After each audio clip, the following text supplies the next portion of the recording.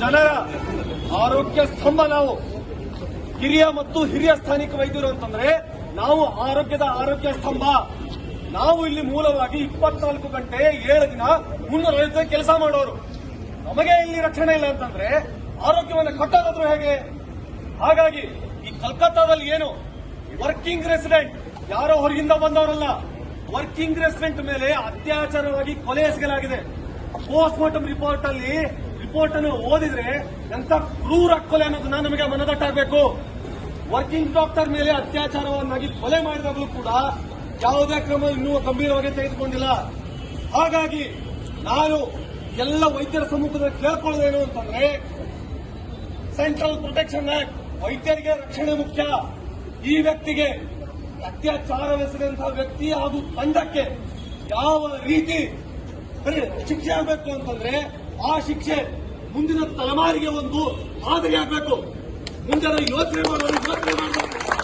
ಈ ತರ ಡಾಕ್ಟರ್ಗಳಿಗೆ ಅದು ಭಾರತೀಯ ಸಂಸ್ಕೃತಿಯ ಪ್ರಕಾರ ಹೆಣ್ಣನ್ನ ದೇವರು ಅಂತ ಪೂಜೆ ಮಾಡೋ ಸ್ಥಾನದಲ್ಲಿ ಅಂತದ್ರಲ್ಲಿ ವೈದ್ಯೋ ನಾರಾಯಣ ಹರಿ ಅನ್ನುವಂತಹ ಧ್ಯೇಯವಾಕ್ಯದ ಕೆಲಸ ಮಾಡುವಂತಹ ನಮ್ಮ ನಾಡಿನಲ್ಲಿ ಇಂಥ ಒಂದು ಅತ್ಯಾಚಾರ ಆಗಿದೆ ಅಂತಂದ್ರೆ ನಮ್ಮ ರಕ್ಷಣೆ ಯಾವ ಮಟ್ಟಕ್ಕೆ ಬಂದಿದೆ? ಹಾಗಾಗಿ ಎಲ್ಲ ಪೊಲೀಸ್ ಆಡಳಿತ ಮತ್ತು ನಮ್ಮ ಆಡಳಿತಕ್ಕೆ ನಮ್ಮ ಕಳಕಳಿಯ ವಿನಂತಿ, ಇದನ್ನ ನೀವು ವಿನಂತಿ ಅಂತೂ ಪರಿಗಣನೆ ಮಾಡಬಹುದು ಅಥವಾ ಆದೇಶ ಅಂತೂ ಪರಿಗಣನೆ ಮಾಡಬಹುದು. ಯಾಕೆಂದ್ರೆ ನಮ್ಮ ರಕ್ಷಣೆ ನಮ್ಮ ಹಕ್ಕು, ಯಾರು ಇದನ್ನು ಬಂದು ಕಿತ್ಕೊಳ್ಳೋ ಹಾಗಿಲ್ಲ. ಹಾಗಾಗಿ ನಮ್ಮ ರಕ್ಷಣೆ ನಮ್ಮ ಹಕ್ಕು, ನಮ್ಮ ರಕ್ಷಣೆ ನಮಗೆ ಬೇಕು. ಇದನ್ನ ನಾವು ಹೋರಾಟ ಮಾಡಿ ಪಡ್ಕೊಳ್ಬೇಕಾಗಿಲ್ಲ, ಇದನ್ನ ನಮಗೆ ಕೊಡಬೇಕು. ಹೋರಾಟ ಮಾಡಿ ನಾವು ಕೇಳಿ ಮಾಡುವಂತಲ್ಲ. ನಮ್ಮ ರಕ್ಷಣೆಗೆ ನಾವು ಬೇಡಿ ಕೆಲಸ ಮಾಡುವಂತಹ ಪರಿಸ್ಥಿತಿ ಬಂದಿದೆ ಅಂತಂದ್ರೆ ರಕ್ಷಣಾ ವ್ಯವಸ್ಥೆ ಎಲ್ಲಿಗೆ ಬಂದು ತಲುಪಿದ್ದೀವಿ. ಹಾಗಾಗಿ ಮೊದಲ ಆದ್ಯತೆ ರಕ್ಷಣೆಯನ್ನು ಕೊಟ್ಟು ನಂತರ ಆರೋಗ್ಯವನ್ನ ಕೇಳಿಕೊಡ್ತೀವಿ. ರಕ್ಷಣೆಯನ್ನು ಕೊಡಿ ಅಂದರೆ ಆರೋಗ್ಯವನ್ನು ಕೊಡಿ. ಮೋರ್ಟಾಲಿಟಿ ಇಂಪ್ರೂವ್ ಮಾಡಿ ಅಂದ್ರೆ ಮೀಟಿಂಗ್ ಮಾಡ್ತೀರಾ ಅಲ್ರಿ?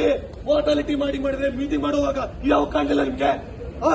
ಹಾಗಾಗಿ ಆಡಳಿತ ವರ್ಗದವರಿಗೆ ಯಾವಾಗ ನೀವು ಮೀಟಿಂಗ್ ಮಾಡ್ತಿರೋ ಅವಾಗ ಮೊದಲ ಮೀಟಿಂಗ್ ಅಲ್ಲಿ ಮೊದಲ ಹಂತ ರಕ್ಷಣೆ ಇದ್ದಾಗಿರ್ಬೇಕು.